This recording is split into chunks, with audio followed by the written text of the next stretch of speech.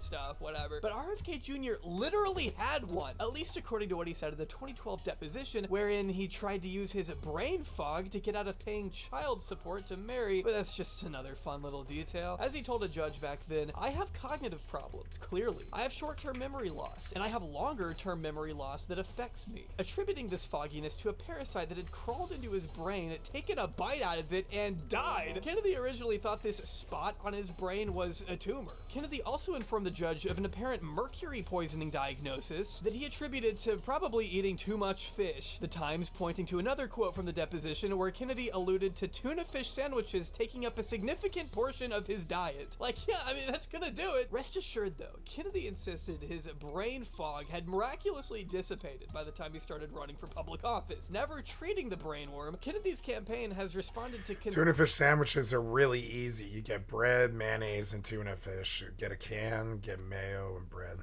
Concern over the candidate's health by saying, that's a hilarious suggestion given the competition. And I will admit, seeing that this article came out all the way back in May when his two main competitors weren't exactly the beacons of mental fortitude. I say, what would happen if the boat sank from its weight? I mean, as we evolve our institution, drive creative new partnerships. And there's a shark. There's a shark 10 yards away from the boat. Certain principles of our international system are sacrosanct. But you know what I'd do if there was a shark? I'll take electrocution every single time. I'm not getting near the shark. I get why she said that, but I also mean the bar is kind of on the floor here. Still though, as this Times article points out, health experts say the consequences of a brain-eating parasite, along with mercury poisoning, can leave lingering effects on a person that may end up being permanent. That's not always the case, mind you, but it does happen. Now, where he got the worm is beyond my speculation. It could have been anywhere. It's literally anywhere. In high school, he used to play around in piles of dead cows. Yeah. According to what a friend told biographer Jerry Oppenheimer, next to the school, there was a cow pit where the local dairy farmers threw their dead cows, and it was full of rats. Bobby would take his hawk and go hunting rats in the midst of the rotting cow carcasses. So it could have been from that, or it could have been from the time he took a trip to Peru and contracted dysentery, where, as Oppenheimer also writes, Kennedy ate anything and everything, including boiled rat, pulling out the eyes from the dead rodent's head and popping them into his mouth, which I know is a disturbing mental image, but not any more disturbing than this actual image of Kennedy eating some kind of four-legged animal that was originally reported to be a dog. He has, however, disputed this, claiming it was not a dog, it was a goat, which is not much better in my opinion. It looks rancid. It looks like something from Star Wars. It looks otherworldly, man. Or maybe he got the worm from his disgusting car. I mean, why not? As Olivia Nuzzi wrote, an intelligencer, nothing could have prepared me for the sight of that thing, talking about his car.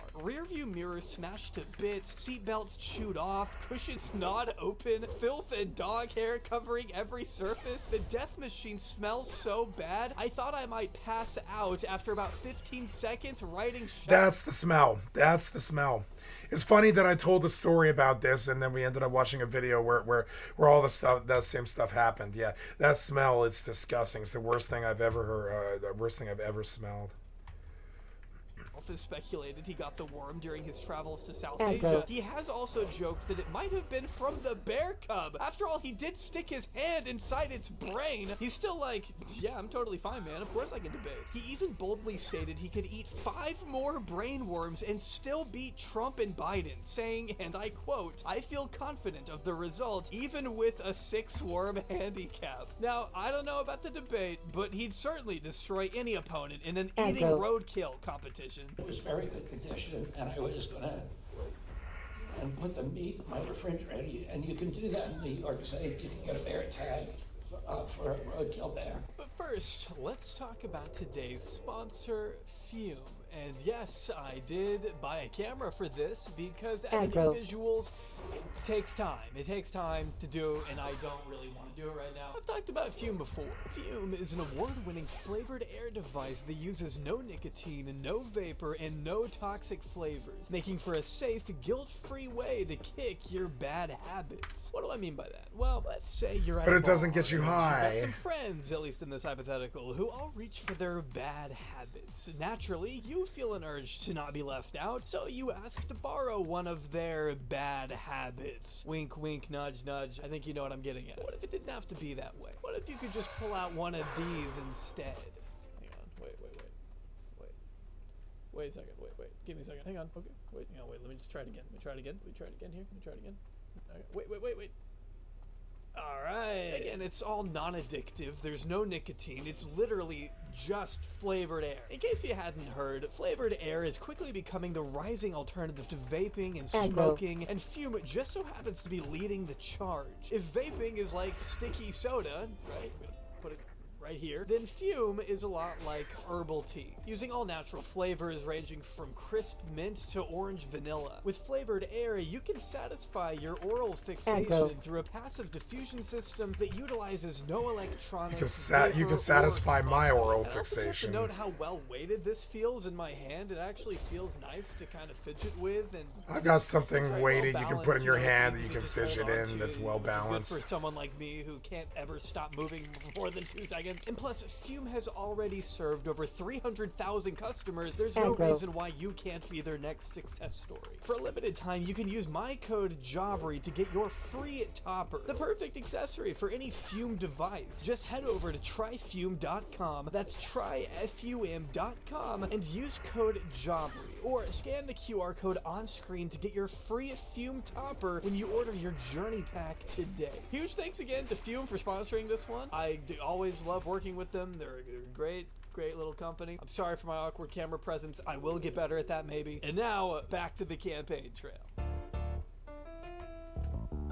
RFK Jr. formally joined the 2024 presidential race in April 2023, and in August of this year, a few days before this video was originally scheduled to come out, he dropped out of the 2024 presidential race. Or he kind of did. On the 23rd, Kennedy gave a press conference officially declaring he was not ending his campaign, he was only suspending it, which in this case means he will be removing his name from the ballot in key swing states where he doesn't want to inadvertently help Kamala Harris. Oh my God! Why are you a Republican? You're a goddamn Kennedy.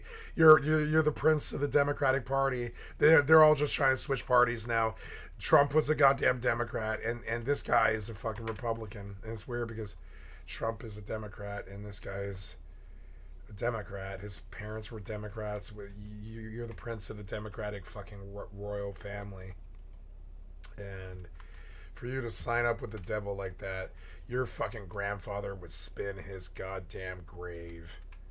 Your grandfather was spinning his fucking grave, you asshole, signing up with the Republicans. You're a traitor. What he always said on the campaign trail, Kennedy went back on his word and endorsed Donald Trump, announcing he will be campaigning with him regularly from now on. I mean, he's so on board with Trump, some Republicans are just straight up pretending he's the new running mate, since Trump's actual running mate, J.D. Vance, is so historically unpopular. Kennedy has previously said he could not be further apart from Trump on governance and philosophies of leadership, someone he called a terrible person and probably a sociopath. I understand politics are messy, but I mean, those are some pretty strong words for a guy that you are now you just signed up with. Yep. Happily standing on stage. Hypocrite. He said he torpedoed the Constitution. I mean, what happened to those values, dude? Keep in mind, this deliberate attempt to hurt Kamala comes not even a week after he reportedly tried to ask her for a cabinet position. She ghosted him, and now suddenly here we are. Weird how that happens. He still remains on the ballot in a lot of states, and because there is a non-zero chance he may end up the next attorney general or something if Trump wins, the CIA director, who knows, honestly. I think it's still worth exploring what it is Kennedy actually believes in, what his policies have been, and what his campaign looked like up until this point. Because according to the New Yorker, one of the biggest reasons behind his decision to throw his hat in the ring in the first place had to do with the fact that as a presidential candidate, they wouldn't be allowed to silence him. Who this spooky, ambiguous they character is, Kennedy doesn't really tell us, but we'll get to that. first, let's get some of his major policies out of the way. To put it mildly, Kennedy is all over the place. He's extremely tough on the southern border, which is right-wing, while also being the only candidate in the race currently advocating for billions of dollars in reparations for black farmers, which would be left-wing. He's called for an end to the forever wars waged around the planet, while also backing Israel's slaughter of Gaza, questioning the need for even a 6-week ceasefire. He's changed his position on abortion numerous times during the course of this very race, bringing confusion for members of his own staff. Hell, his running mate didn't even know what his position on abortion was until May, before he reportedly flipped his stance again. But let's take a moment here to explore some of the people who make up this campaign, which for the most part is depicted in the media as a who's who of creeps and conspiracy theorists. Allow me to give you a brief overview of all these characters. For starters, you've got Trent Poole, a 37-year-old ballot access consultant working close with the campaign, who was arrested this past April for violently assaulting a 25-year-old woman who he strangled, cutting off her airflow by wrapping his hand around her neck, making it hard for her to breathe, and then striking her in the face with a closed fist, according to what the NYPD told CNN. He was promptly charged with criminal obstruction of breathing and assault. Though standing by their employee, it looks like, the Kennedy campaign told CNN that he tells us that the alleged event never occurred, despite Mediaite also reporting an earlier incident from February of this year, where he was arrested for 4th-degree assault in Seattle. This is a dude that the campaign kinda needs. As Mediaite states, he's been working diligently with the campaign's ballot access director, Nicholas Brana, to get Kennedy on the ballot in all 50 states, which they've just about done. Speaking of Brana, the New Yorker also wrote that 2 years earlier, he was accused of forcing himself onto a female colleague, corroborated by a witness who claimed to have walked in on the alleged assault. The New Yorker also makes sure to clarify that both Brana and Poole have characterized these claims as false and or politically motivated. According to the Wall Street Journal, when a ballot access director by the name of Christine Kramer voiced her concern for Brana hanging around despite the allegation, Kennedy's HR department essentially told her their hands were tied and they couldn't do anything because the alleged event took place before he joined their campaign. As a result of their inaction, Christine began looking for another job. That same Wall Street Journal article, which is based on interviews with over a dozen current and former staffers, includes a myriad of quotes and testimonies from disillusioned members of Kennedy's campaign. One former employee telling the Journal the place was rife with grifters and opportunists, concerned that if someone's going to do that to their campaign, how do I know they won't do that in their administration? Additionally revealing that Kennedy had hired a man named Jamel Hawley, who has literally been charged with ballot tampering in a previous election, and that concerns me. Kennedy wants the keys to the most powerful nation in the world, and he can't even have the basic foresight to not hire staff members with such horrifying rap sheets? At least care about the optics, man, come on! One of his closest advisors, Charles Eisenstein, was being paid 5 figures to work on the campaign, while at the same time reportedly telling aides that he had 1 foot out the door, concerning some staff members who believed certain Kennedy insiders were merely using the candidate for their own personal gain. What they could possibly stand to theoretically gain from a person like RFK Jr. is, to quote Kennedy, beyond my level of expertise. But the internal chaos has led to some pretty eye-catching moments in the tabloids. According to Page 6, one Kennedy press dinner from last summer exploded into a farting match between this guy and this guy. When this guy loudly proclaimed climate change to be a hoax, this guy fired back with a barrage of verbal insults, calling him fucking insane and insignificant, to which this guy retaliated by, and I quote, ripping out a loud, prolonged fart while yelling, "I'm farting!" While Page 6 was unable to confirm whether or not he was farting at his opponent personally, or just the prospect of climate change in general, they say one thing was for certain, that the climate changed in the immediate environs of the dinner table. A major common denominator you tend to find with the people Kennedy surrounds himself with is a tendency for them to believe in alternative explanations for the world around us. conspiracy theories. I'm talking about conspiracy theories. And I don't mean the fun ones like Area 51 or the Denver airport or whatever. I mean the ones that rely on pure fear and are entirely politically motivated. Let's look at Eisenstein first. Again, this guy has worked closely with the Kennedy campaign since last year. The New Yorker reported that in 2021, Eisenstein wrote a Substack article where he compared unvaccinated people to historical scapegoats, including Jews in Europe. Admitting to the magazine, that one really got me canceled. Then you've got Del Bigtree, the founder of an anti-vax group who ended up in the news for wearing a yellow Star of David because the media was attacking him for railing against the measles vaccine. And who could forget the several members of his campaign who have expressed sympathy for the January 6 rioters, including Kennedy himself, by the way, who has even suggested pardoning insurrectionists if he ever got into office, hiring a man to work on his social media team who appeared to be at the Capitol that day. What he was doing up there at the time, we don't really know. Then you've got Ty and Charlene Bollinger, two QAnon activists who have financial ties to Kennedy and have also invited him to speak at anti-vax events. In addition to stating there is no COVID-19 pandemic, Ty was also in Washington on January 6th and reportedly stood at the doors of the Capitol waiting to get in, according to the Associated Press. Kennedy's appeal among fringe conspiracy theorists isn't so much of a mystery when you start to parse through some of the things he said during his many podcast appearances alongside fellow public intellectuals. The stump speeches he usually gives on the campaign trail aren't nearly as controversial as you may think. Kennedy deliberately tones down his rhetoric on the road, and there's a reason for that. He knows deep down that normal voters are not gonna respond as favorably to his more offbeat takes, so he reserves his edgier views for safer spaces. These more unorthodox beliefs are less so based on actual undisputed facts and research and rely more on emotional, fear-infused anecdotes than anything else. Let's look at some examples. Here's Kennedy warning modern-day philosopher Joe Rogan about the dangers of Wi-Fi radiation caused by cell phones, which he says it breaks down your blood-brain barrier and leads to cancer. I mean, there's cell phone tumors. So what is the number? Because a lot of people use There's cell a lot of people with it. They're glioblastomas. Look, that's the kind of cancers that they get.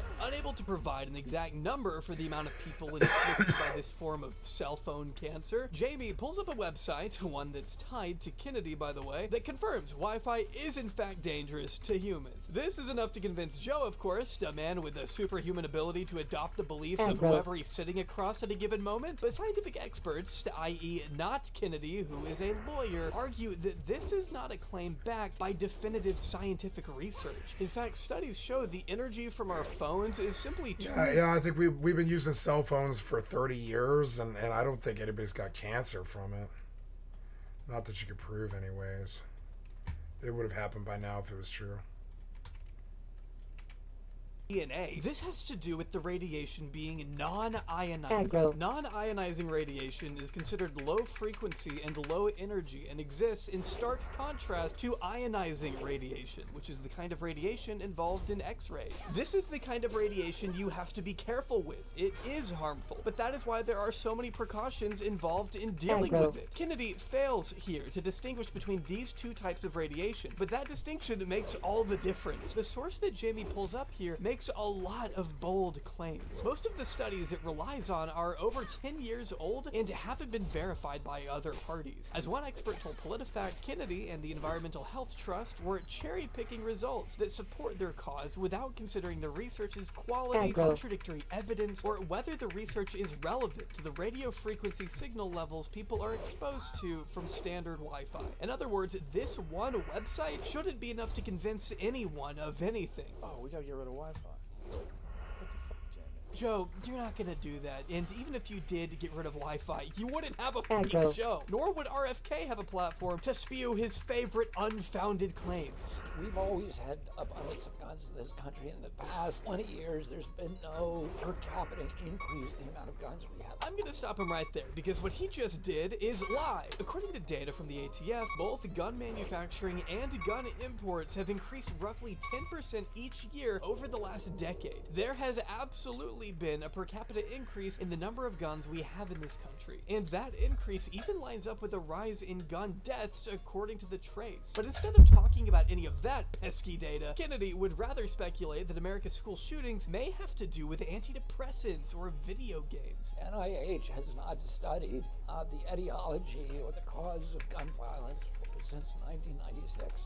And NIH needs to be studying them to see if there's connections to SSRI and psychiatric drugs people are taking, whether there's connection to video games. There's a few things wrong with what he just said there. If you're wondering what the hell he's talking about, Kennedy has also spoken about it on Twitter, writing that Congress prohibits the National Institutes of Health from researching the cause of mass shootings. Under my administration, that ends. And I must admit, that would be a pretty easy dub for his administration, since the rule doesn't exist. It is true that in 1996, Congress passed something called the Dickey Amendment, which in a nutshell was an appropriations bill provision that federal officials widely interpreted as barring federally funded research related to gun violence, though some observers say this was a misinterpretation. Congress in 2018 clarified that the provision didn't bar federally funded gun-related research, and funding for such efforts has been flowing since 2020, according to the KFF, a non-profit organization focused on health policy. Kennedy is talking about an outdated provision that arguably never even prevented research from happening in the first place. It was initially brought about by groups like the NRA to hamper the government from looking into the root cause of gun violence. But after Congress officially changed the language, KFF reports that the I got my new chest. I got my new chest.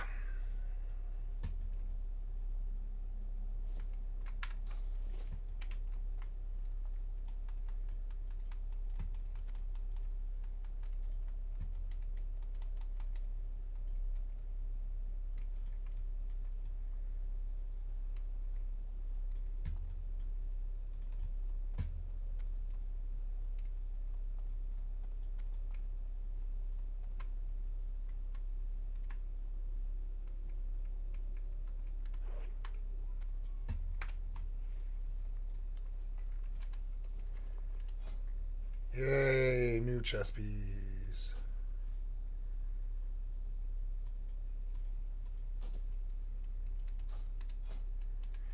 Gotta make a armor kit.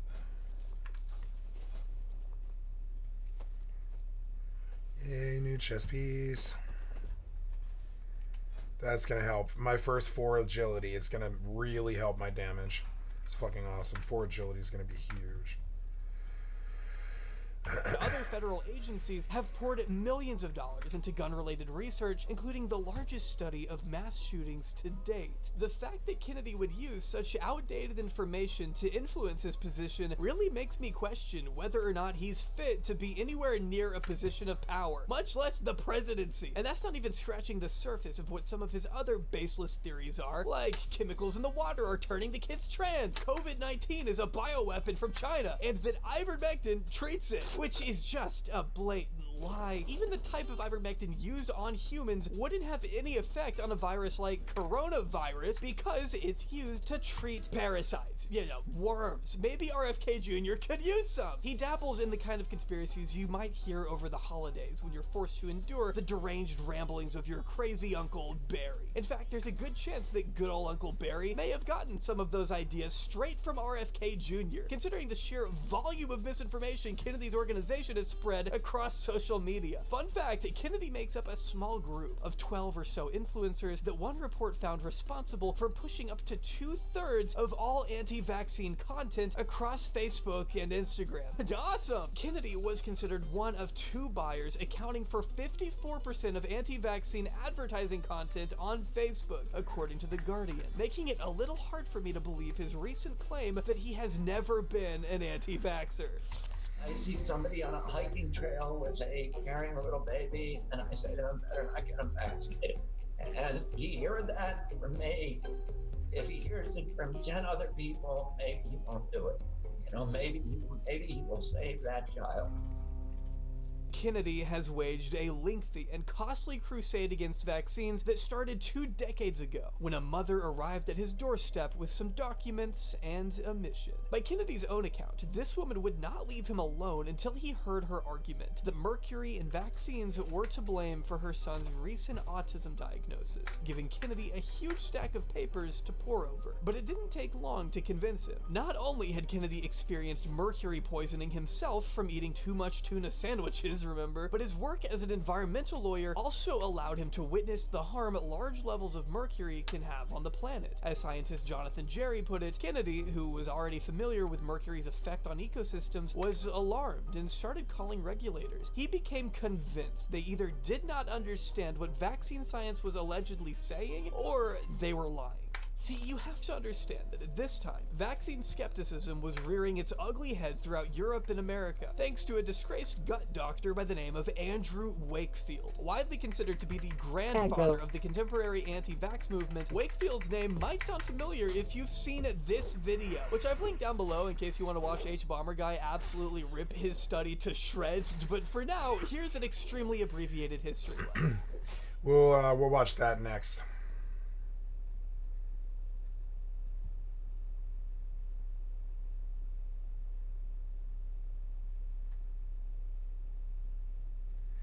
They always say, I'm going to leave a link to a video below, but then they don't do it, and it drives me crazy.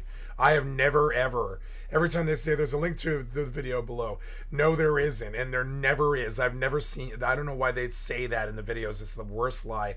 They're all too lazy to actually do that, to sync these videos that they're like, there'll be a link below, there'll be a link below. No, there isn't. There never is. Every time you guys have ever said that, the video that you're citing is just not there.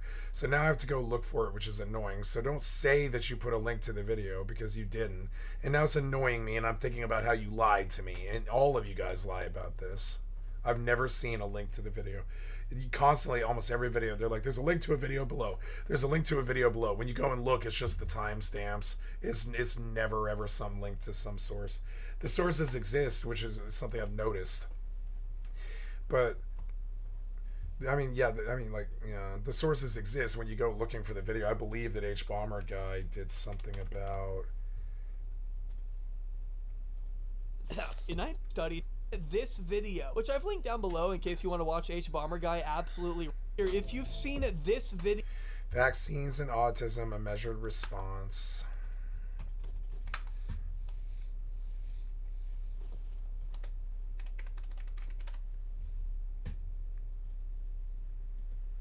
Yeah, we'll do this one next when this one's over. See, this is good. I didn't know he did this. It's an old video, but whatever. Down below in case you want to watch H-Bomber Guy absolutely rip his study to shreds, but for now, here's an extremely abbreviated history lesson. In 1998, Wakefield published a now defunct study that connected the measles, mumps, and rubella vaccine to autism in young children. He was hired to do this by a lawyer looking to take vaccine manufacturers to court on behalf of families who thought there was some kind of mystical link between MMR vaccines and their child's autism. This link has never actually existed, mind you, which is why they needed an official study to point to in court to help their argument. Wakefield was paid good money to conduct that very study, and did everything he could to ensure he reached a very specific conclusion, even if that meant lying about the patients he observed, tampering with data, and even physically abusing some of the children in the process, with unnecessarily invasive and dangerous medical procedures. Hell, despite what he claimed, not all of these kids even had autism. But the media didn't know that. The media ran wild with the result of this study because it was a flashy story that garnered outrage and attention. But experts were always skeptical, especially after Wakefield began trying to sell an alternative to the MMR vaccine that he had patented, along with a guy who wanted to put his bone marrow in pills that would cure autism, but that's a detail. No other researchers ever came close to replicating the same results that Wakefield had found, and in 2010, he had his medical license officially revoked by an ethics board that ruled he had acted dishonestly and and irresponsibly. The Lancet, the scientific journal that had originally published his incorrect paper, retracted it and told The Guardian that it was utterly clear, without any ambiguity at all, that the statements in the paper were utterly false. Despite all of this, Wakefield continues to maintain his innocence and has never stopped saying that vaccines cause autism. He managed to garner a small but dedicated following of people who bought into the media's scary depiction of vaccines during that brief window of time his study was taken seriously, and that following has remained by his side to this day. Andrew Wakefield is a dangerous con man who lied to the press, his fellow scientists, and the public, all for some quick cash. He should never, under any circumstance, be taken seriously by anyone ever. Anyway, here's RFK Jr. saying we should build a statue of him. In any just society, we would be building a statue to Andy Wakefield. This is just one of the many times Kennedy has made an appearance at an anti-vax rally in recent years, as it seems he's made it his life's goal to spread Wakefield's He's not an anti-vaxxer. research as far and wide as he can, kicking off his activism in 2005 when he wrote this article titled Deadly Immunity for Rolling Stone. I wonder if he's friends with David Icke. And Salon.com, both of which have issued full retractions of the paper, and they did so for good reason. In it, Kennedy completely mischaracterizes the nature of a CDC event on vaccine safety, cherry-picking quotes and stripping away context to make the event out to be some kind of secret supervillain meetup where evil doctors try to brainstorm ways they can hide the destructive effects of vaccines from the public. Never mind the fact that the transcript of this event is public, released by the CDC, Kennedy was especially concerned about the presence of thimerosal in childhood vaccines. And let's just take a pause here so we're all on the same page. Thimerosal, according to the FDA, is a mercury-containing organic compound that has been used both here in the US and around the world as a preservative that protects medical products from a potentially life-threatening contamination. It's been used since the 1930s and has a proven track record of being safe. A postdoctoral fellow at UT Health San Antonio described how it works in a little more detail in his book, Anti-Vaxxers: How to Challenge a Misinformed Movement. As Berman puts it, thimerosal makes use of a property of heavy metals, causing them to react with certain amino acids of bacterial proteins in a way that kills bacteria. The controversy concerning thimerosal targeted one of the atoms present in the compound, mercury. But as he explains, mercury is harmful to humans when it is inorganic, when it is not bonded to carbon atoms. The mercury found in thimerosal takes the form of... Ooh, I got a dagger upgrade.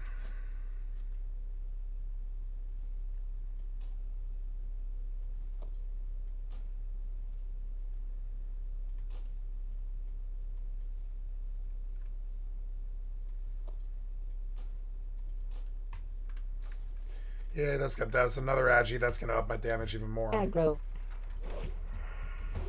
Good. First bit of agi finally. A little bit more damage now. I need a man-hand sword. I'm gonna ding 15 soon.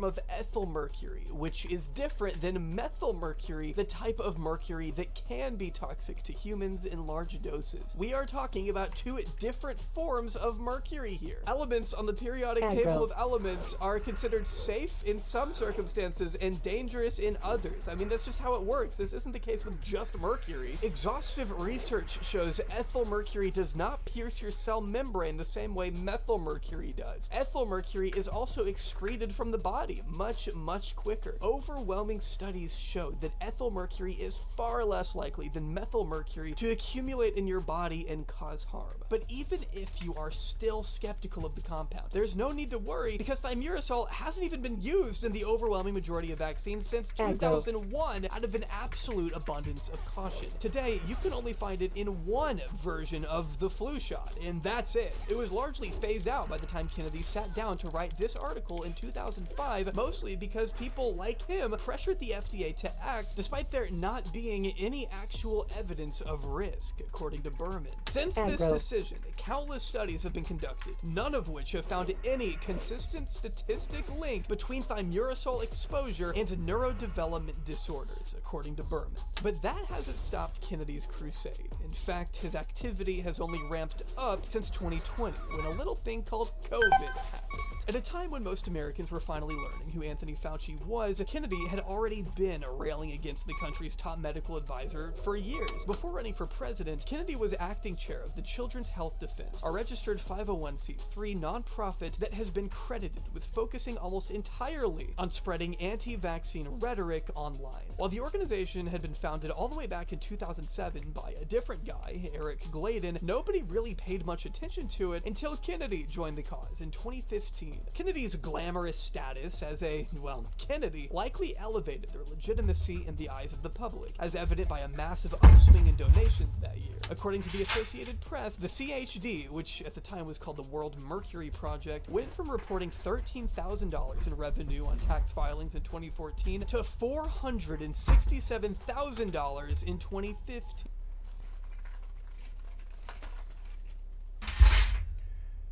Durban poison.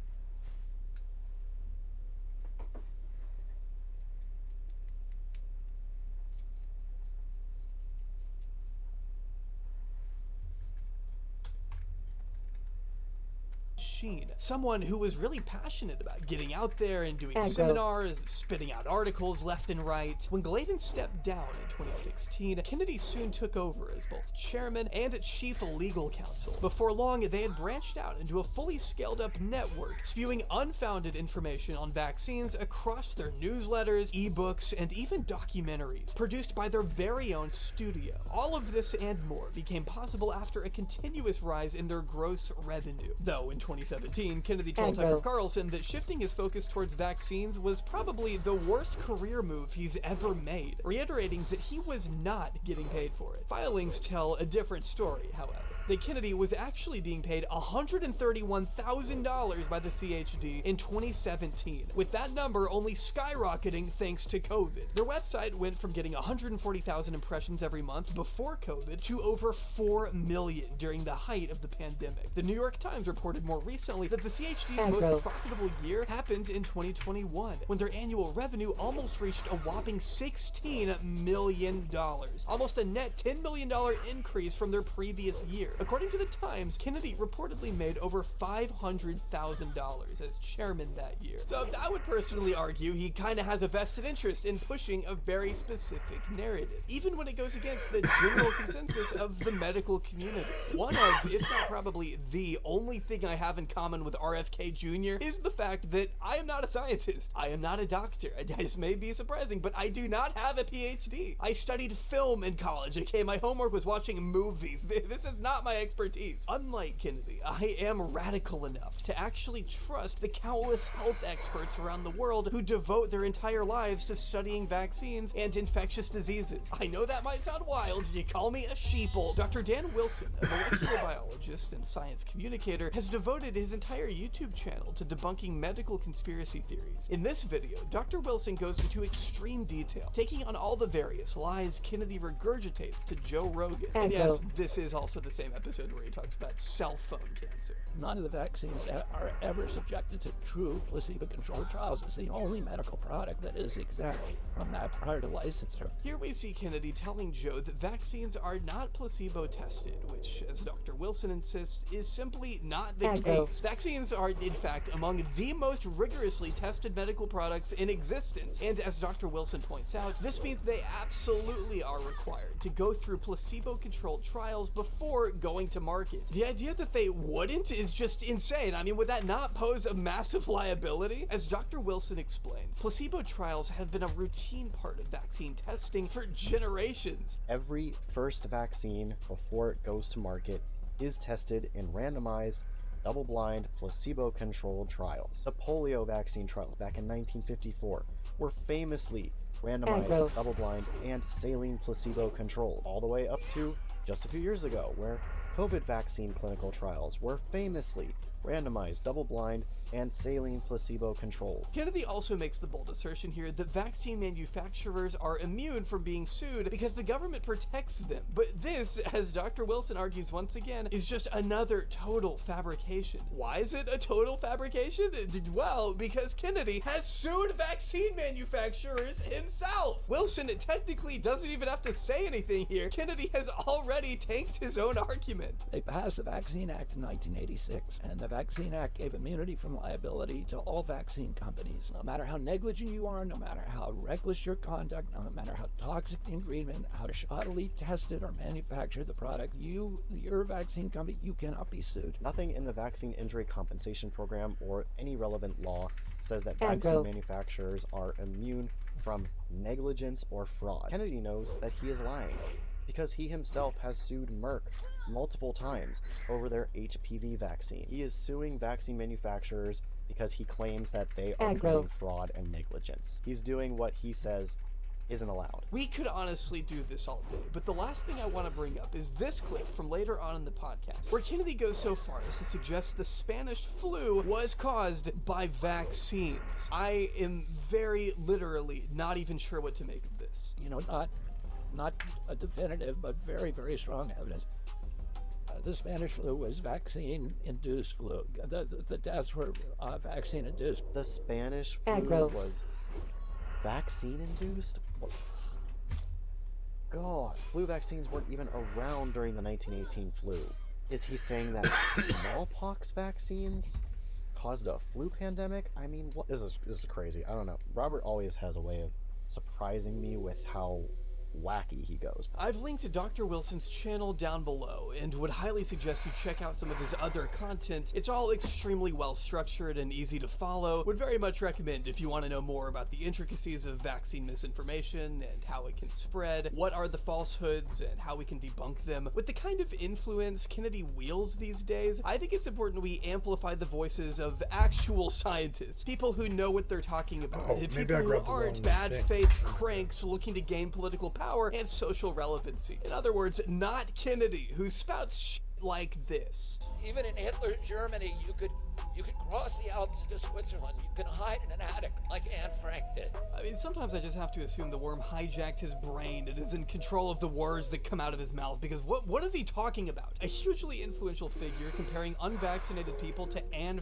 Frank and implying that Anne Frank had it better than them is so mind-blowing that even his third wife, Cheryl Hines, yes, Larry David's wife on Curb Your Enthusiasm, had to make a statement of her own, distancing herself from her husband. Fun fact, but apparently it was Larry David who originally set Kennedy up with Hines years ago and has since advised her to break up with him as his behavior has gotten increasingly more insane. I'm covered with ladybugs. Which, and I cannot possibly stress this enough, literally sounds like something out of Curb. I honestly can't tell if he's saying some of this stuff just to get attention or if he really is this delusional. Maybe a combination of both. It just seems like he'll say anything for some donations, even going so far as to offer the chance to win a visit to the Kennedy compound in Cape Cod if you just donate enough. In one ad, he tells people there's always plenty of people and good conversation. If my mom decides to come, adventure is guaranteed. I cannot express to you how fucking lame that is, but it's also incredibly invasive and exploitative of his own family's name, pissing off his relatives to the point that they made him retract the offer. So I'm not really sure if anyone got to visit or not, but I'll tell you where Kennedy got to visit, and that's Samoa.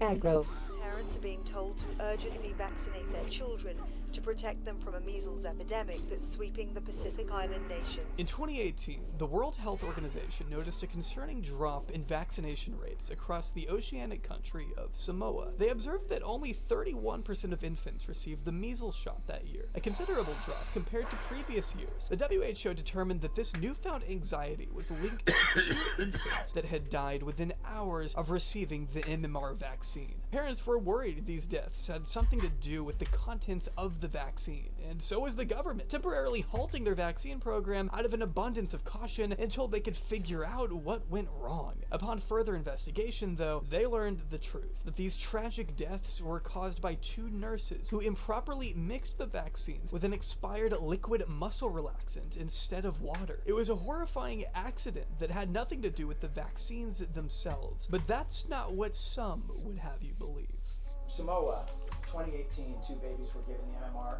Can you tell us your version of that story? I don't remember it well enough. Kennedy used the uptick in skepticism to his advantage, the CHD making numerous posts where they continued to question the safety of the vaccines given to those infants, and reportedly kept those posts up even after the true cause was revealed. As one New Zealand vaccinologist, Dr. Helen Pedoesis Harris, told the Washington Post, the public was never told for months that it wasn't the vaccine that killed the babies, which really was the most important message. Misinformation continued to run rampant throughout the country, and in 2019, Kennedy flew out to the island to meet with the Prime Minister himself. Being treated as a distinguished guest, the AP reported that Kennedy met with high-ranking members of the government, as well as his friends in anti-vaccine advocacy groups. A member of one of these groups even wrote at the time that Kennedy's appearance was profoundly monumental for their movement. Then, the country took a turn for the worst, suffering a massive measles outbreak that killed 83 people, mostly women and children. The Washington Post reported at the time that the overwhelming majority of those hospitalized were children, with the country's health minister stating the children are quite ill. Our ICUs have been dominated by these children. According to Pedoesis Harris, who worked on the government's response to the crisis, Samoan anti-vax groups took their cues from Kennedy, telling the AP they amplified the fear and mistrust, which resulted in the amplification of the epidemic and an increased number of children dying. Children were being brought for care too late. Even the children that do survive a measles diagnosis run the risk of developing future infections later on in life, per the NIH. Despite the anti-vaxxers' relentless attempts to slow them down, the government was eventually able to contain the spread only by rolling out an emergency vaccine program, which of course angered some of the Samoan activists Kennedy had worked with. These guys erroneously claimed that it was the vaccines responsible for the outbreak, an unfounded theory that Kennedy himself later repeated in a letter of his own to the Prime Minister in 2019. One of those activists was eventually arrested in Samoa for spreading misinformation. Their laws are a little different than ours, but he was eventually released, prompting Kennedy to praise him as a medical freedom hero, as someone who stood up to the global medical cartel, while also referring to the outbreak that killed 83 people and infected thousands as mild. When pressed in a PBS documentary for his role in the spread of misinformation on the island, Kennedy severely downplayed his involvement by telling filmmakers, "I had nothing to do with people not vaccinating in Samoa. I never told anybody not to vaccinate. I didn't go there with any reason to do that." In another statement, however, Kennedy said he met with the Prime Minister to implement a system that would, in his words, measure health outcomes following the natural experiment created by a national respite from vaccines. A natural experiment? For a guy who claims to care so much about the planet, he really doesn't seem to care much about the people on it.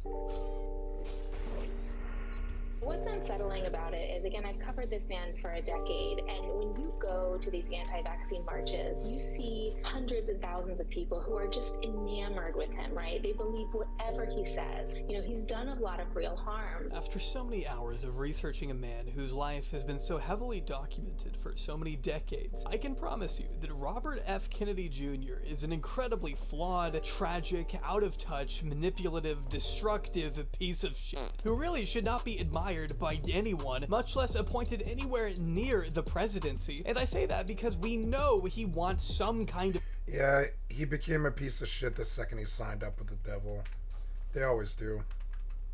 Until then, though, I think he was just a human being. Until he signed up with the devil, he was just a human being. He knows far better than most not to sign up with the Republican Devil Party.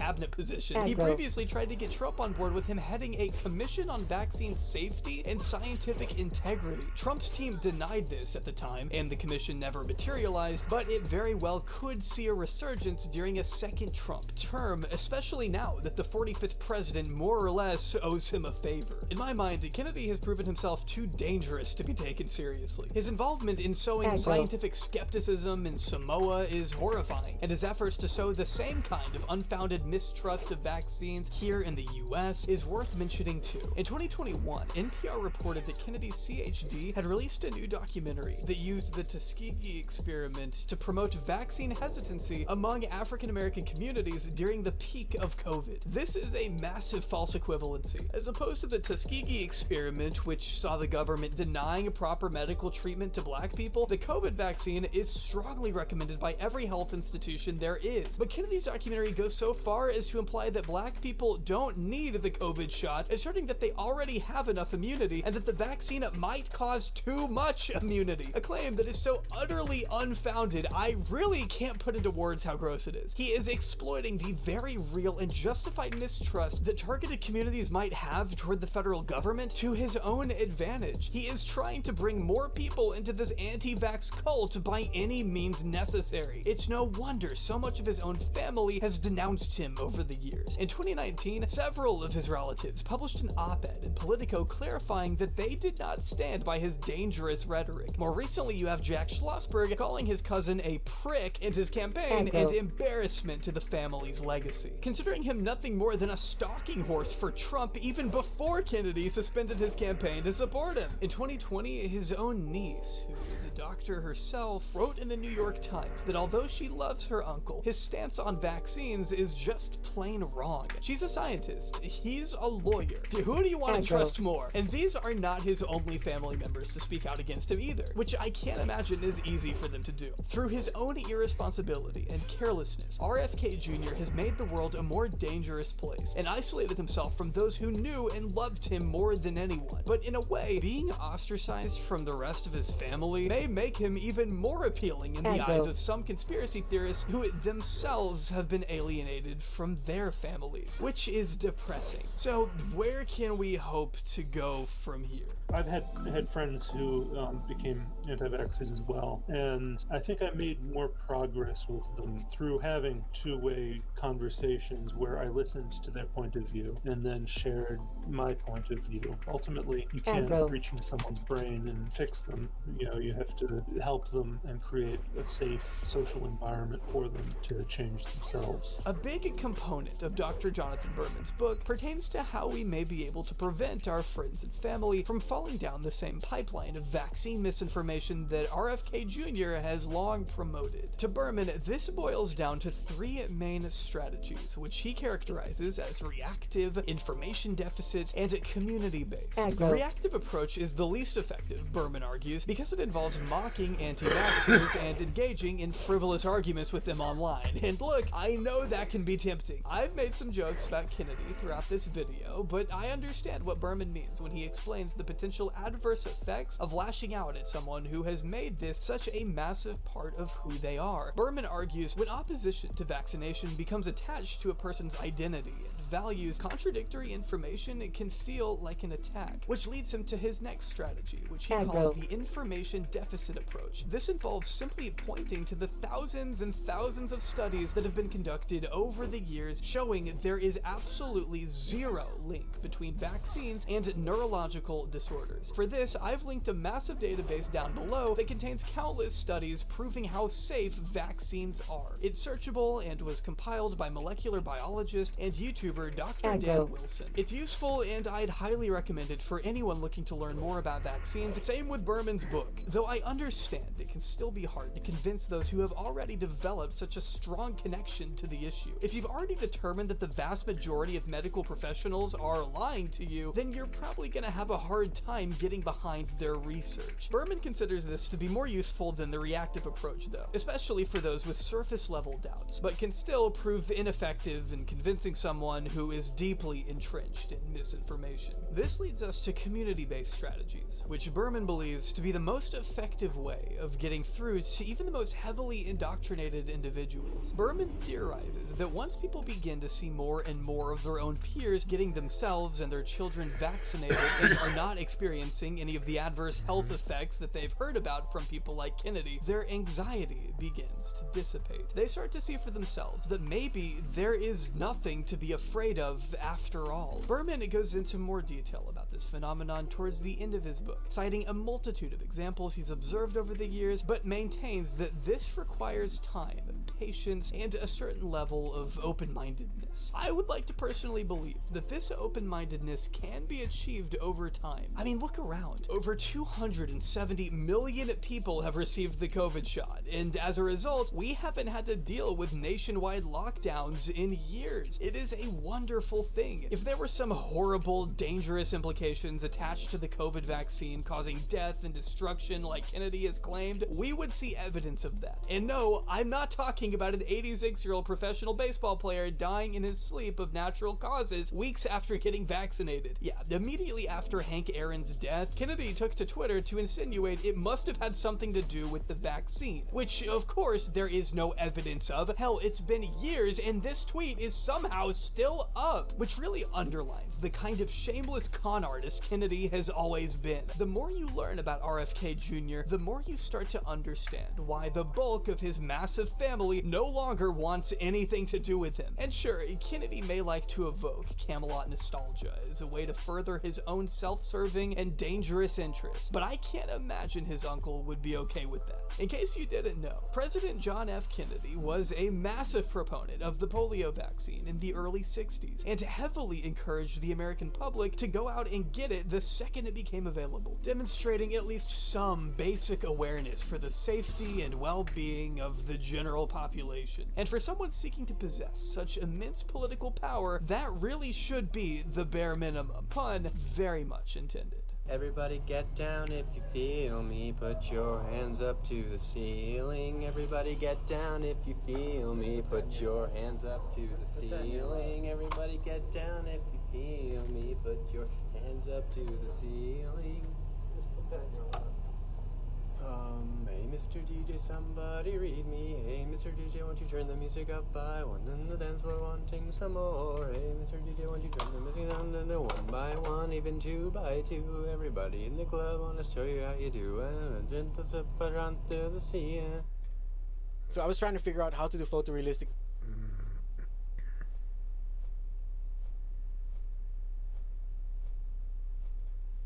Another bizarre story involving former President.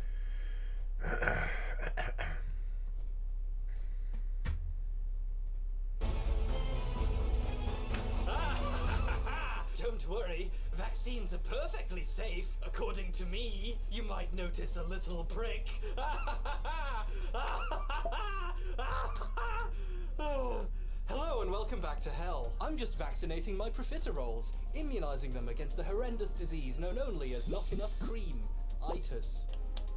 Unfortunately, while vaccines are great at stimulating my balls, in humans they've become quite the controversial topic. In the late 90s, an anti-vaccine movement started to pick up steam, claiming that they cause autism. And the movement has plenty of washed-up celebrities flushing it, including what's-his-name, and that one, and some more. Here's 45th President of the United States, Donald Trump, coming out against medicine. He once famously twet, no more massive injections. Tiny children are not. He once famously twit. He most famously twit, no more massive injections. Tiny children are not horses. 1 vaccine at a time over time.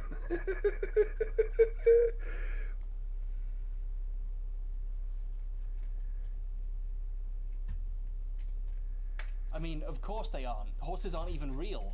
But if there's an entire movement of people with documentaries and websites and Facebook pages with thousands and thousands of members backed by the former US president. Former. Why does everyone else seem to think they're obviously wrong? Has the mainstream medical establishment science cucked a majority of people into thinking they're safe so they can keep making money selling them? The vaccine debate is complex and multi-layered and hasn't been resolved for over 2 decades. So obviously it needs me to come and put an end to it in the space of a single YouTube video. By doing what I'm best at, destroying things with my mouth. Oh,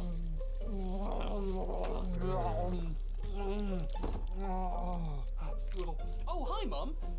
Was I vaccinated? Have you been looking into moving out lately, son? Aggro. Now, the clever clogs among you will know that there was an anti-vaccine movement of sorts in the 1800s when they were first introduced, but that movement died out on its own a long time ago.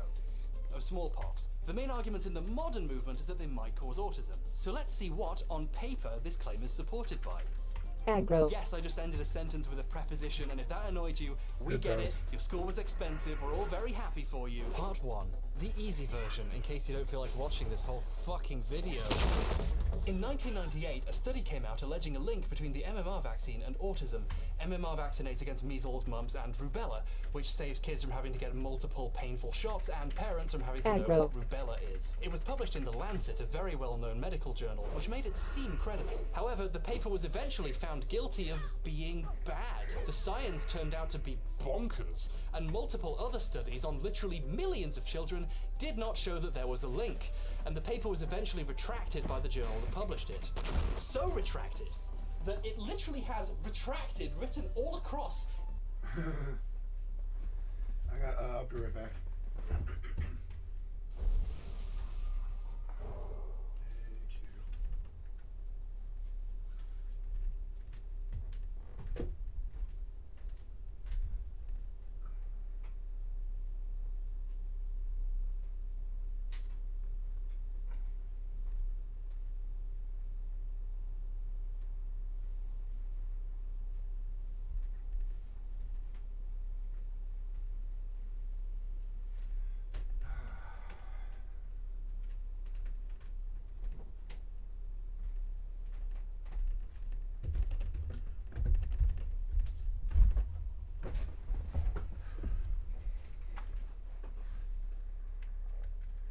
Page in big red letters. My printer just does black and white, so I've actually got an artist's impression of the real version. So far, that's some pretty shaky ground on the anti-vaccine side. But later, new evidence came out that... Oh, that's it. That's all the evidence. This segment is over now. Part 2. The existential horror of... Wait, that's it? No, seriously. That's all the evidence. There is nothing else even remotely credible. There are some fringe pet theories as to what chemical in the vaccines causes the autism, but since vaccines don't cause autism, they're kind of putting the cart before the squid here. The anti-vax movement had next to no evidence 20 years ago, and now they have even less. But hold on there, Daddy-O. Sure, you can sum up the entire issue in 52 seconds, wow. But really, I don't think that's good enough. Everyone who's anti-vax at this point has probably already heard and isn't convinced by the easy version. I mean, if you're on the fence about vaccines, you're not going to change your mind because someone told you there was a paper once, but it got retracted, no matter how much they pitch shift their voice in post. But what if you did want to change someone's mind on topics like this? The data on this issue is discouraging. Research shows that when someone becomes personally invested in an idea, they can become very close-minded. Or worse, a YouTuber. Political science professor Brendan Nyhan and his team spent 3 years studying how over 1,700 parents reacted to various different attempts to convince them to vaccinate their children, and found that no matter what they tried, parents who started out against vaccination didn't change their minds. And worse, trying to correct false claims about vaccines actually made some parents more against vaccinating. Nyhan told The New Yorker, "It's depressing. We were definitely depressed." Now, as a fellow fan of logic and reason, I'm also doing great. But in today's particular, shall we say, socioeconomic climate, it's extra pressing that we figure out how to get everyone on the same page with regards to public health. So the purpose of this video isn't just to point out a group that's wrong about something. The real question is, when someone is wrong about something, not just this, how do you change their mind? Now, personally, I'm not sure how to do that. If it was easy for humans to change their mind about stuff, then this video wouldn't need to exist, would it? But maybe we'll find some answers by exploring what convinced people vaccines might be dangerous in the first place. We should probably begin with that old 1998 study, because let's be honest, how many people on either side of this discussion have actually read it? People don't read scientific papers, they check out the blogs or videos of people who they already agree with and they tell them what the science said. And I mean, same. I heard all the other people say the science was bad, and I believed them. And the anti-vax people probably just believed whoever told them it was true. So, to be unbiased about this, let's really start at the beginning. Look at the original paper. That's the wrong page. Let's actually read this old paper and see what it has to say and come to an honest conclusion about its finding. 5 minutes late. What the fuck? This is why people are against vaccines? This is the worst fucking paper I've ever read in my life! Oh yeah, level 15. This level took less time. It was 3 hours and 41 minutes. Not bad. That's weird that it took less time, but hey, I'm level 15. That's good. I get my first point in precision. That's good.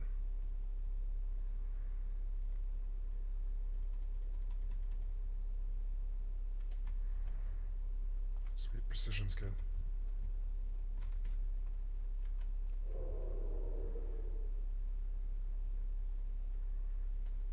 Aggro.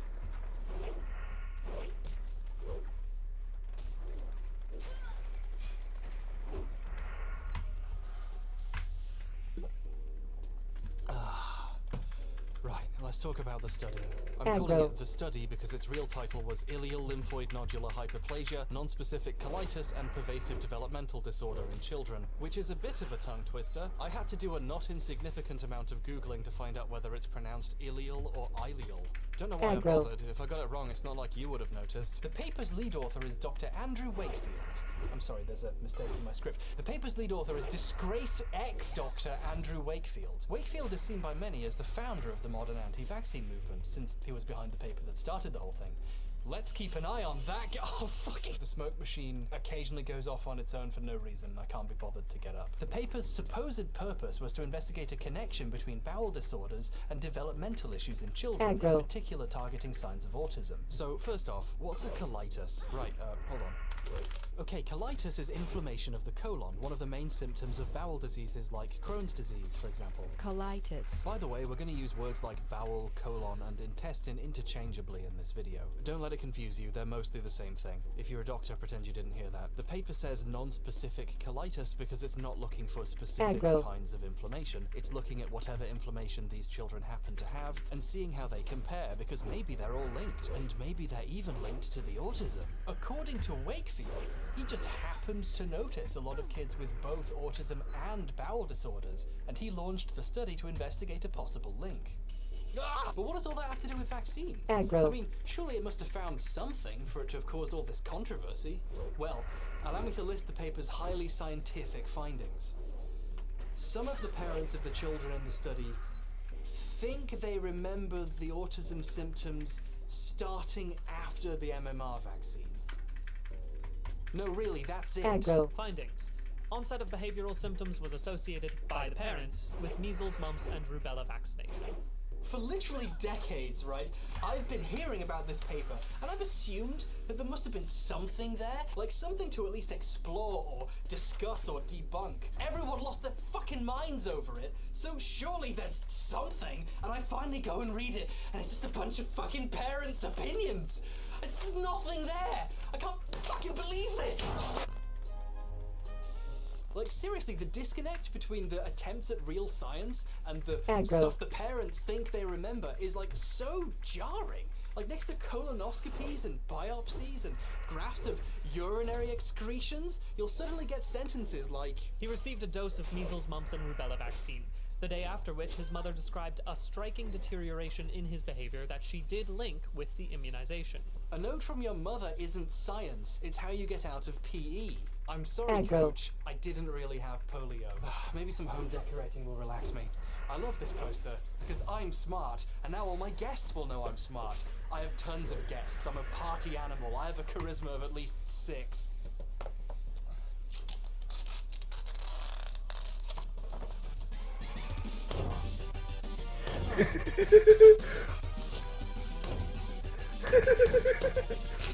I wonder why The Economist interviewed ContraPoints and not me. There. Perfect. Does that look alright to you?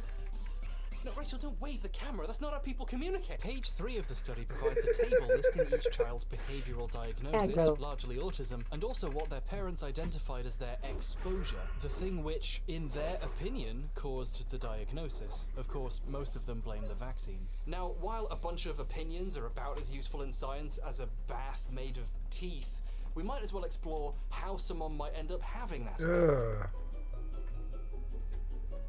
It's actually really common for us to... Actually, hey Angie? Yeah? Could you draw me as a ferret, please? Okay. Why? I will not explain why. It's actually really common for us to assume two things that happen to us around the same time must be caused by one another. That's how we, as ape people whose fur fell off one day, think about things with our tiny, godless little monkey brains. If you ate some strange new berries and got sick that day, you're basically programmed to connect the two for the sake of your own survival. This is the 1 in 10 times that evolutionary psychology is real. The rest are fake, Mel, but these correlations we make in our heads between events aren't necessarily true. It might not have been the berries. It could have been all the budget energy drinks you import from Thailand. You know what? Maybe you can have too much carabao. Another big problem here is how humans relate to spans of time. Just like how under quarantine you might not even notice 4 months passing because nothing happens anymore. If someone coughs on you today and later in the evening you start to feel a bit sick, a lot of people might remember being coughed on and assume that's how they got it. But illnesses can take days or weeks to incubate. Maybe you don't remember the time you got coughed on 2 weeks ago by the guy who was delivering the last crate of energy drinks. Oh, Carabao, why is it so hard to quit you? Win football tickets? I can't wait to be in a crowd of people again. The table claims some of the parents notice the symptoms a few weeks, days, or even hours after getting the vaccine. But I do have to wonder how easy it is for someone to recall something as complex as the exact date of the onset of a child's behavioural symptoms. A BBC documentary from back in the day interviewed a parent and they said on camera that their son became autistic overnight after the vaccine. What happened to your son? Overnight. He had the fever, the high Literally. temp, literally overnight. He was never the same again. Even the interviewer was like, literally? Literally overnight? Like, are you sure? The signs of autism appear gradually and grow over time. When parents first take notice, there could easily be other signs they missed. Another better documentary about all this we'll get to later actually found parents who realised they'd made this exact mistake. Stacey and Damien no longer believe that their daughter's autism was caused by MMR. After researching and remembering Rebecca as a baby, they realised that she had already shown symptoms before she was vaccinated. Parents don't necessarily notice the symptoms until they're fairly obvious, but that doesn't mean the symptoms weren't there or their child wasn't autistic beforehand. I'm bringing this up because it's important to make the distinction that whenever someone describes something like their child's first symptom, what they are really describing is the first symptom they personally noticed. Here's a timeline of the first 2 years of a child's development. Statistically, the average age that symptoms of autism become noticeable to parents is around 12 to 18 months. Children in the UK receive a dose of the MMR vaccine from between 12 to 15 months. Isn't it possible that these parents are blaming a coincidental event? You can even see evidence that this happens in the paper, because some of the other parents blame other totally coincidental events. One of them blames their child's autism on an ear infection they got a week before they first noticed the symptoms. Do ear infections cause autism now? No. No, of course not. But if it was the only other thing that you remembered happening to your child, you can see how someone might end up assuming they're related. Before this study was released, there were a few very small clusters of parents that thought vaccines caused autism or other illnesses. JABS, the Justice, Awareness and Basic Support Group, wow, they really worked hard to make their name say JABS, had been around for a few years beforehand. The founder of JABS, Jackie Fletcher, asserts to this day that her son suddenly became severely autistic 10 days after his MMR vaccination, and has frequently tried to sue the government and MMR manufacturers for money over it. It's important to recognize that statistically, even if vaccines are perfectly safe, you're going to get a small amount of parents like her who are convinced that vaccines are harmful because they got one right before something like this happened. Before there was a scientific paper and thousands of news pieces telling them to, there really weren't that many parents of autistic children who blamed the vaccine. According to a pro-JABS piece made in May 2002 when the scare was happening, happening, there were thousands of members, but before all that, there were only about 30 sets of parents at best. And speaking of groups being too small to be statistically meaningful, another big problem, or to put it another way, a small problem, is sample size. Please hold your applause until the end. On its own, a study of a small sample size, like 12 children, can't prove anything about the rest of a population. I've made this point about people drawing sweeping conclusions from small studies before. However, it's important to understand sample size criticisms in the proper context. Studies on small groups happen all the time in science, for a good reason. They're often called pilot studies, and they're useful for figuring out how a bigger study should work in preparation for the real thing, or for checking to see if there's something worth looking into in the first place. A fraction of parents of the tens of millions of children who've had this vaccine saying they think there might be a connection is, at best, grounds to do a better study on a bigger group of children to find out if this connection actually exists. We're going to come back to this later, because someone had the opportunity to do one of those, and what they did with that opportunity is very interesting. That was an awful take. Let me do that again. In summary, the science is really bad.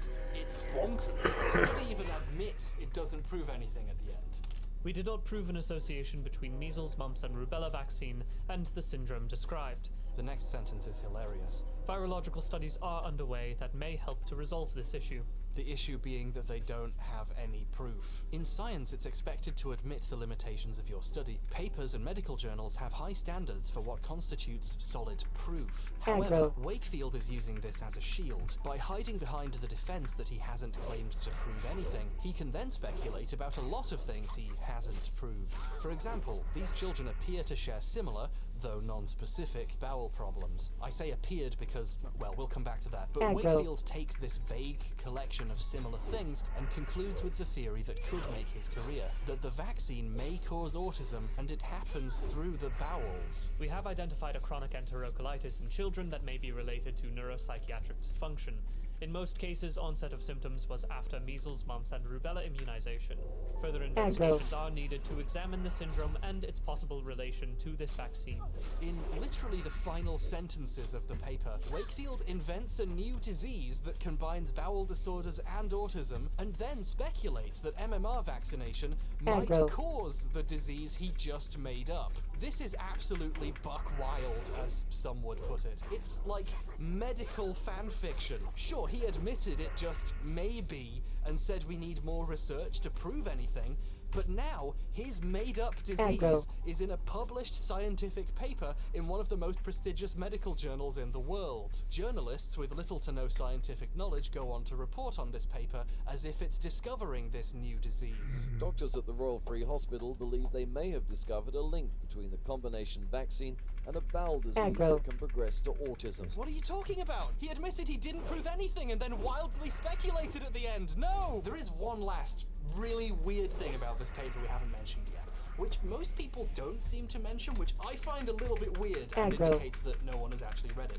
Towards the end of the paper, Wakefield tries to find other papers that kind of support his findings, so he really has to scrape the bottom of the barrel. Fudenberg noted that for 15 of 20 autistic children, the first symptoms developed within a week of vaccination. Wow! That's a really interesting thing to... Isn't it? We should probably actually go read Fudenberg's paper and see what it has to say for itself. Fudenberg's 1996 paper cited here is from Biotherapy, a fringe journal for quacks that actually went out of business 2 years later. The paper is a pilot study on the effects of a substance called dialysable lymphocyte extract on children with autism. In addition to alleging that several of the children had become autistic within a week of getting vaccinated, are you ready for this? Fudenberg claimed that this extract he'd created could cure autism. Of the 22 with classic autism, 10 became normal, in that they were mainstreamed in school and clinical characteristics were fully normalized. Became normal? Holy shit! And you want to know something funny? You want to know something funny? At the time that the study was published, Fudenberg didn't have a medical license. It was revoked the year before because he was caught stealing controlled substances from his job for personal use. The South Carolina Medical Board found him guilty of engaging in dishonorable, unethical, or unprofessional conduct. He admitted he'd done it in the hearing too. So he got caught stealing drugs, admitted it, got fired, lost all credibility, probably wasn't even allowed within 100 yards of a stethoscope, and then a year later, he cured autism. According to him, and you know he's trustworthy because he admitted to stealing all those medical supplies. What I'm trying to say here is ex-Dr. Hugh Fudenberg's paper is one of the most obviously bullshit things I've ever read. And Wakefield had to cite it to create a precedent for his findings. This is the best he could get. You can see why it's a bit weird no one brings this up, right? In scientific circles, everyone who read Wakefield's paper, or worse, bothered to check the sources it cited, had, you know, a few minor concerns. It was so concerning that The Lancet published in the same issue a response to the paper. Vaccine adverse events, causal or coincidental. It points out numerous problems, some of which we've discussed here already, and has some words to say about fear-mongering about vaccines like this. Vaccine safety concerns, such as that reported by Wakefield and colleagues, may snowball into societal tragedies when the media and the public confuse association with causality and shun immunization.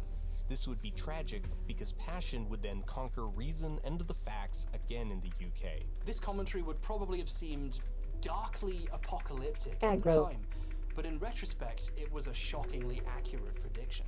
Like, they knew! They fucking warned us! So even before the paper was in the public eye, other doctors and scientists were looking at it and saying, "This ain't it, Chief."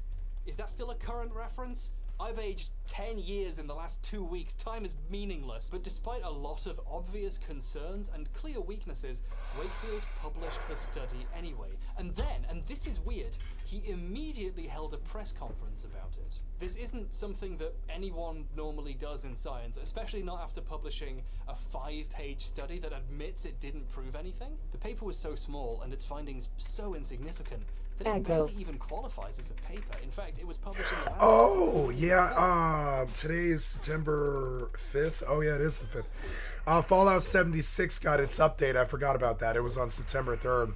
I haven't been in, and I'm going to load that. That'll be fun. I forgot all about that shit. Oops. There's so much stuff going on.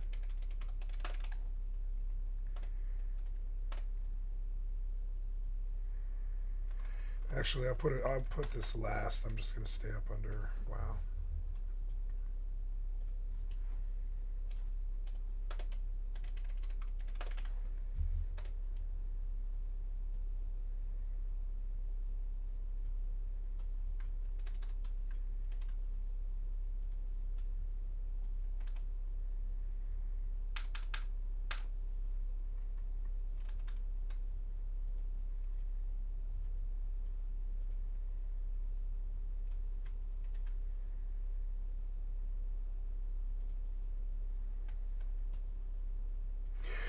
Okay.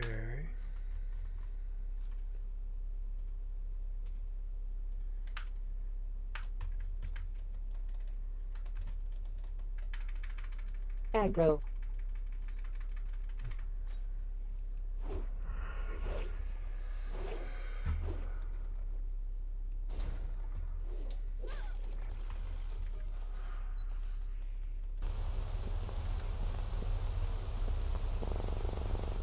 Gotta get a glass of milk and be right back.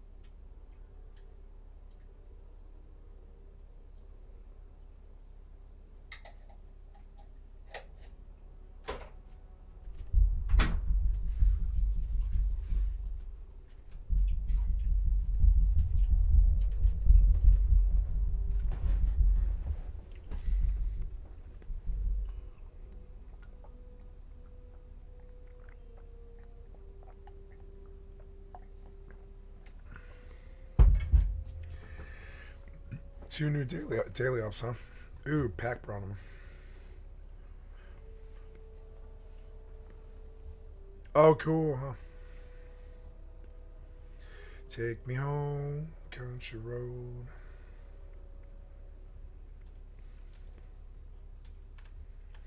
Well, cool. Let's get Fallout first.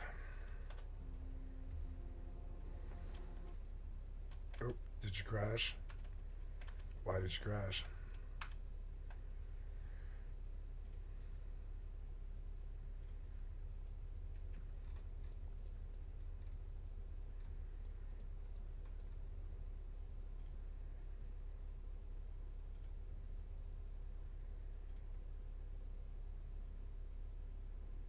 Wait, I don't want to pay. I don't think I want to pay. I don't think I need to pay. Not with the changes they made. So, and I like not having to pay. So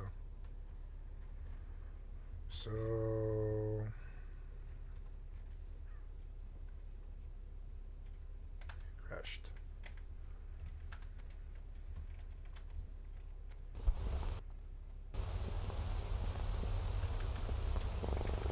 Aggro.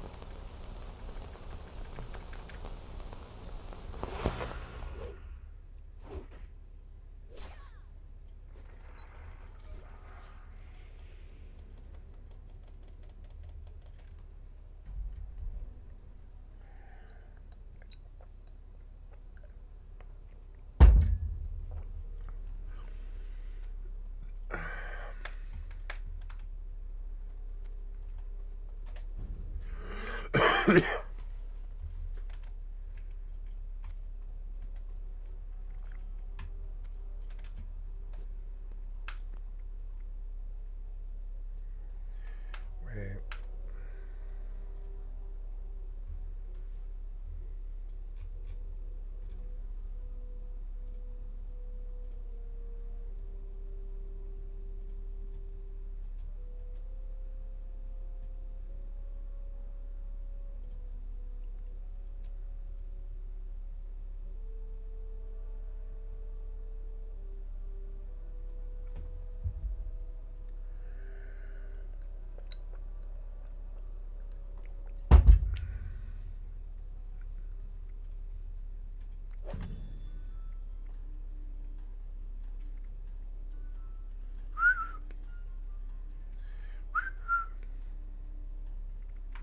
I'm just gonna go in. That's fine.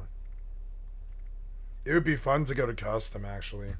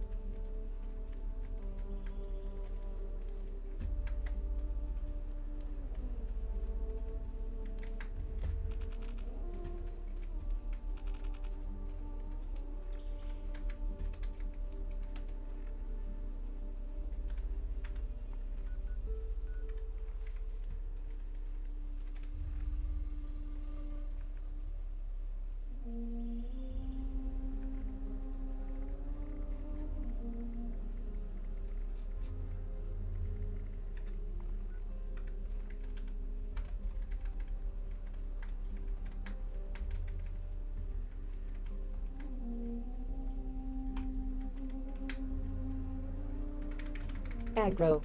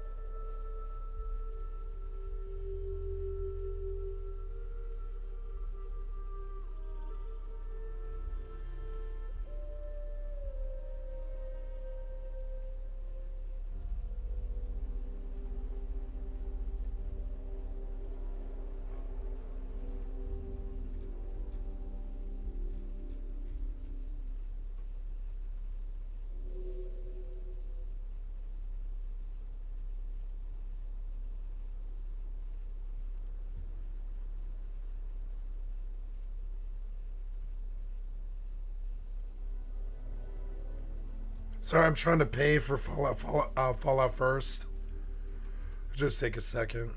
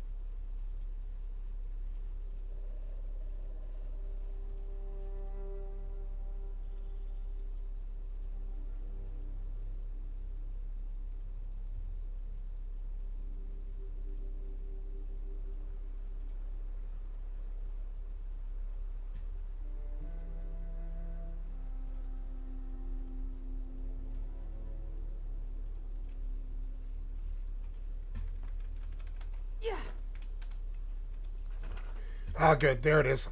Sorry. Okay.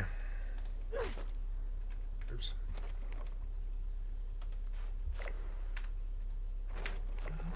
Oh, man, it's playing well. Look at this.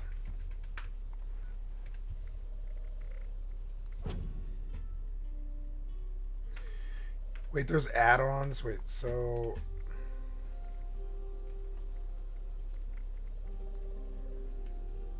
I want the menu music at the same level that the...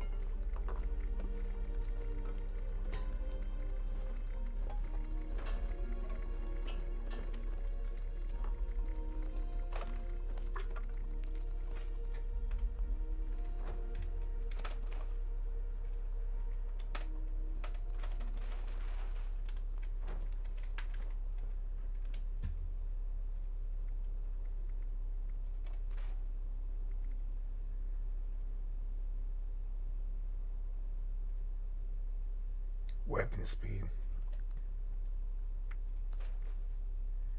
Hey, legendary script, cool. Oh my god, I have 1200 legendary script. I'm gonna go buy legendaries. That's awesome.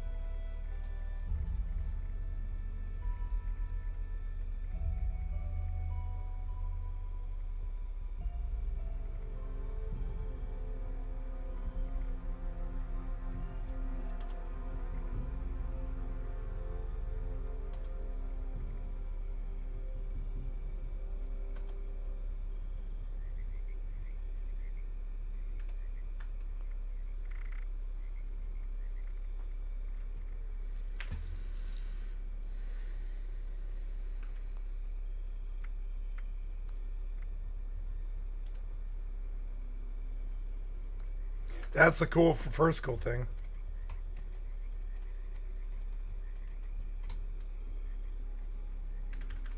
Aggro.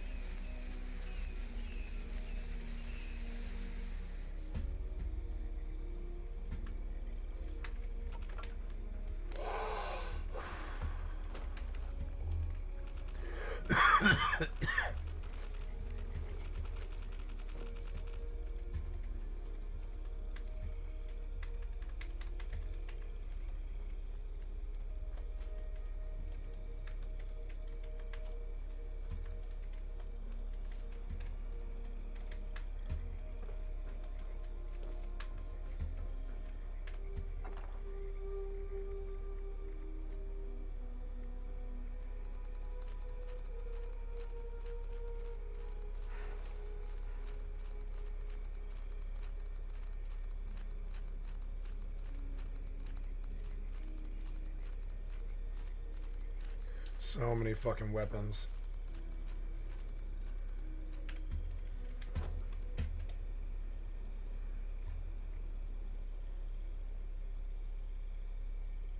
$10mm, huh? Maybe I'll try that for a bit. Instead of this, well...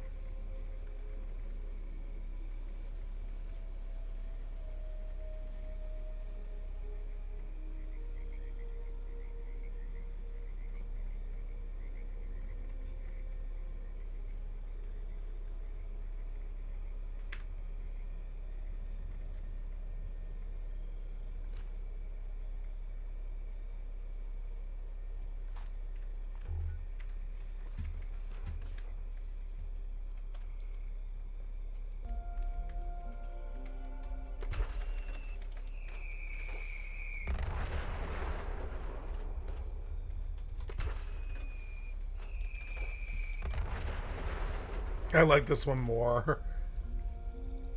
No, I don't. No, I don't. Expensive.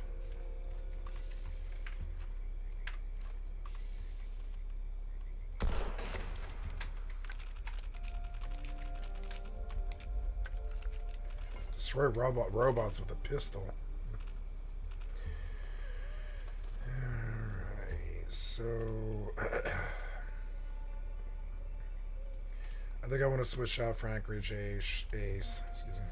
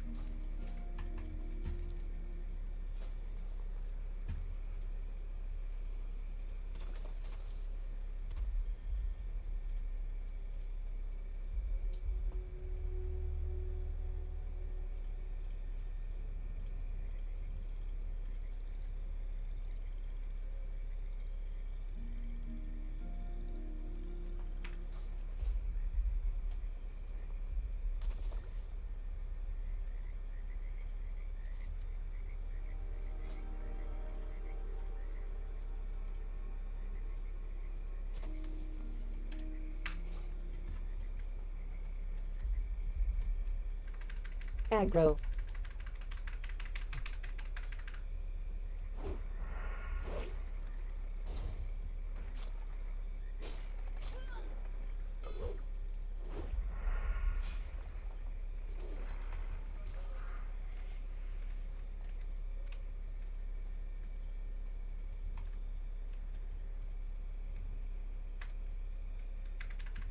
Aggro.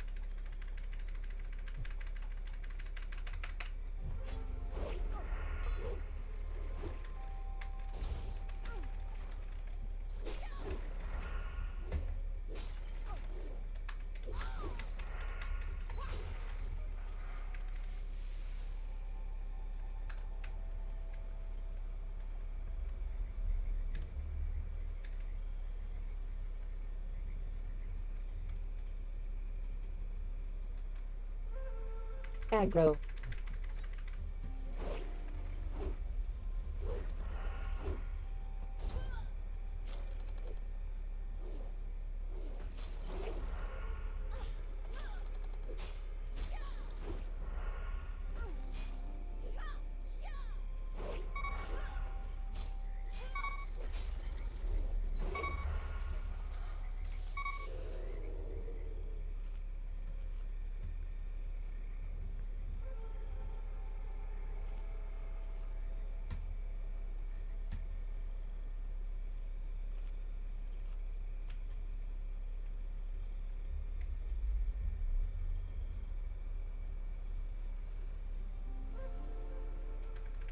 Aggro.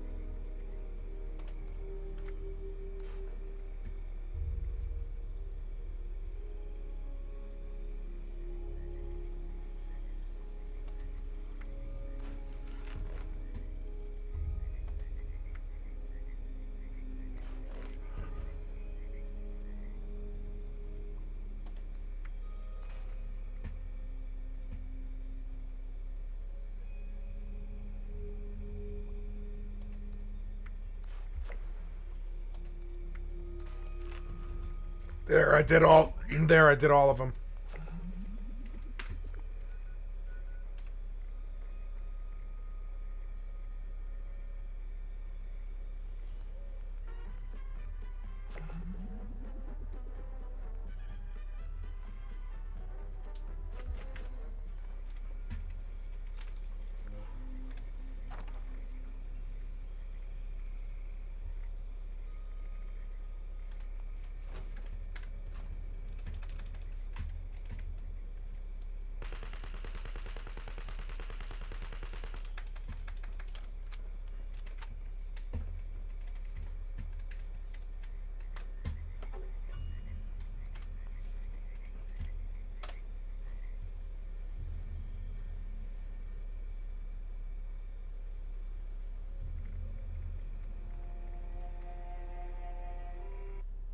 Okay. Okay. Bye.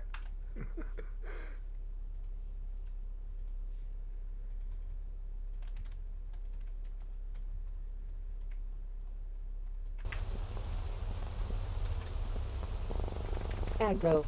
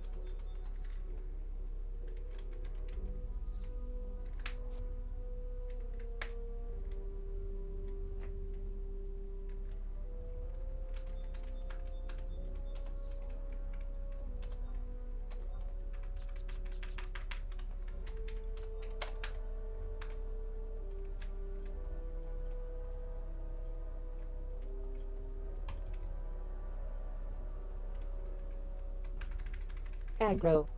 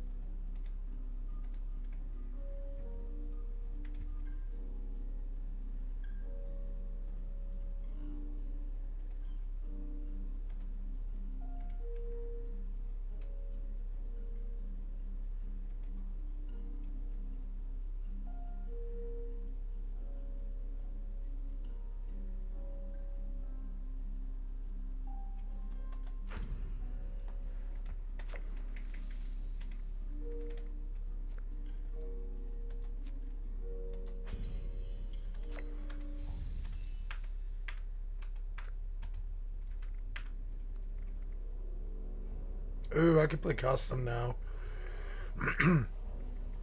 I think I would prefer to play custom. Change characters. No, because I can't work through the... I can't... Well... No, I'm going to play my main. Fuck it. This one. I like my main. It's kind of like WoW now. I have like a retail main and a custom main, and it's just another way they get you to do it twice. It's funny. But I like custom though, and I miss my custom character actually more, kind of. But there's work to be done on this character. There'll be this point where there's no content really. I like, yeah. There's nothing to do. The minute I want to go do something, I'll switch to the custom character. But there's all this other upkeep and stuff I need to do. Yeah, like and recycle all this armor and all this. But one of the fun things I get to go do is dump like 2,000 legendary script on legendaries, and that's gonna be pretty fun. I'll buy guns almost exclusively.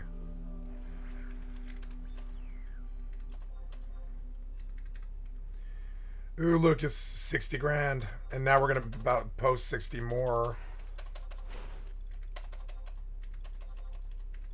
Nice, yeah, not bad, not bad.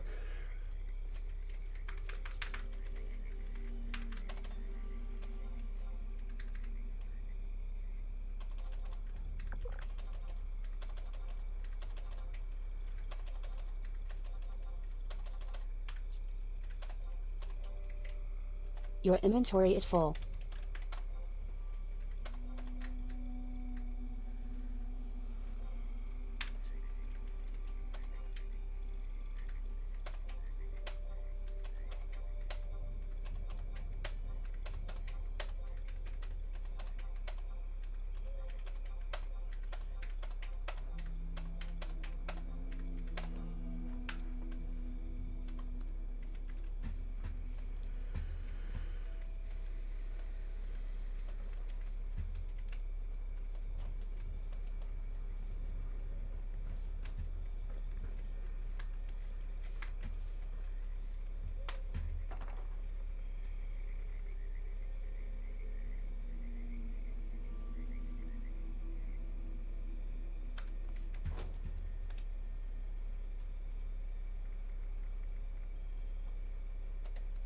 Maybe I didn't. I guess I didn't go through all of them.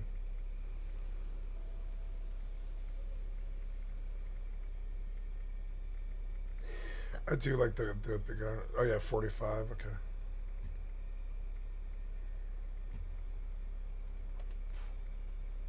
I missed the Pyro Punch set.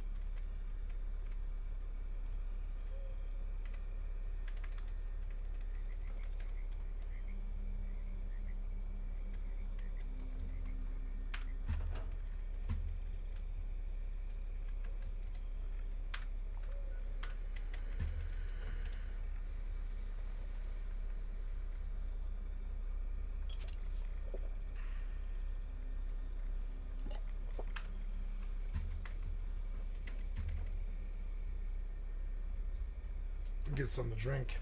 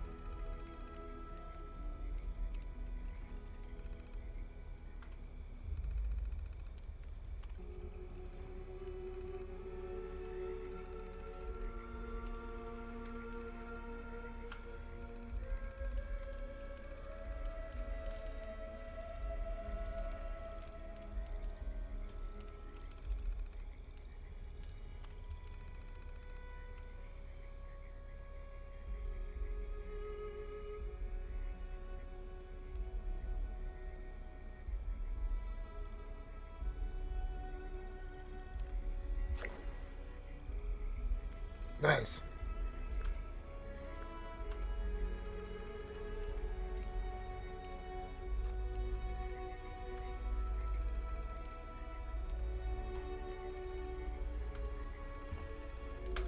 Cool. I traded shotgun ammo for fuel. That's awesome. Gonna change it.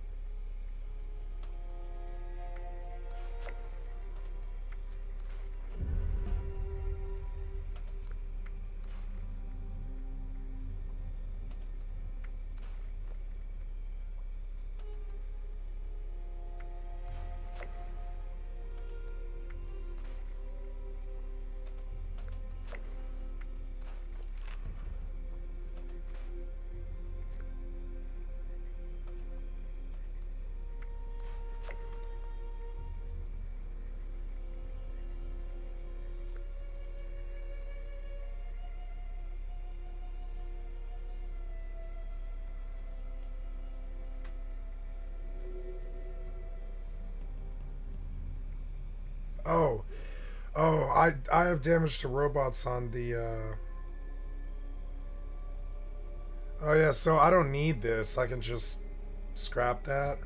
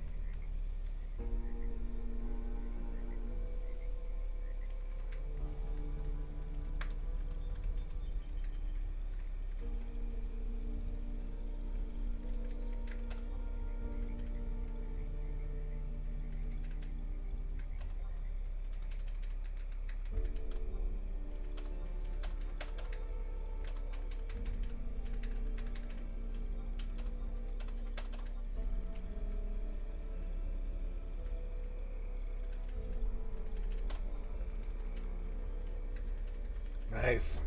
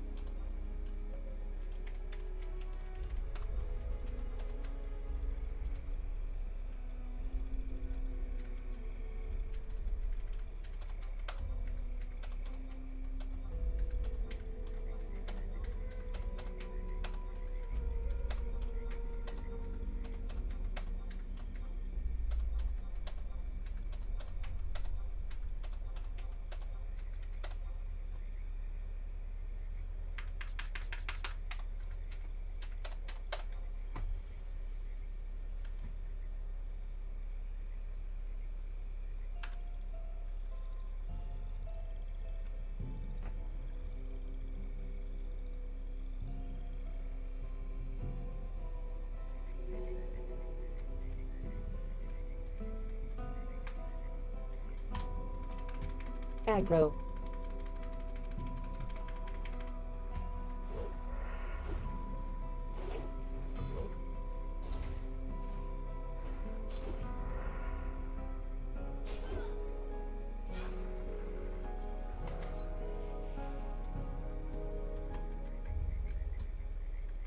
Aggro.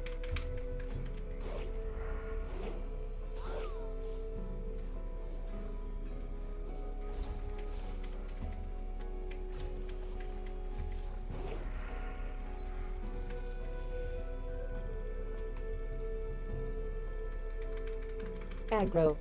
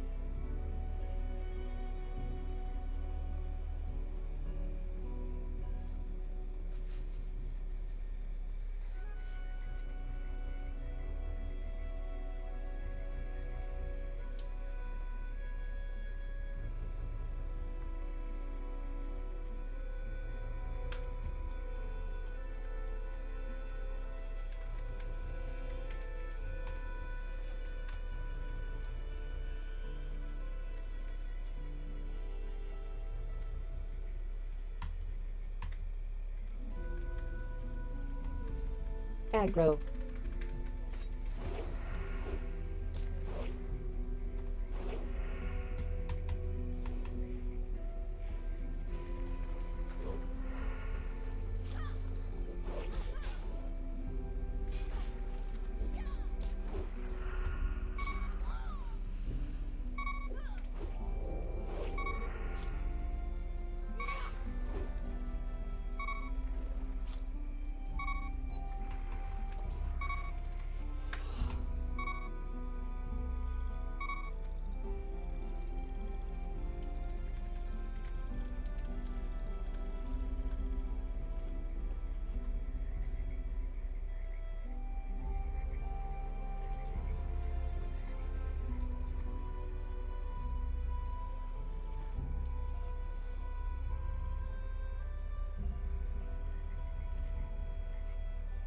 Oh, they do. They drop Northern Short Sword Shrimp. This is a good place to be.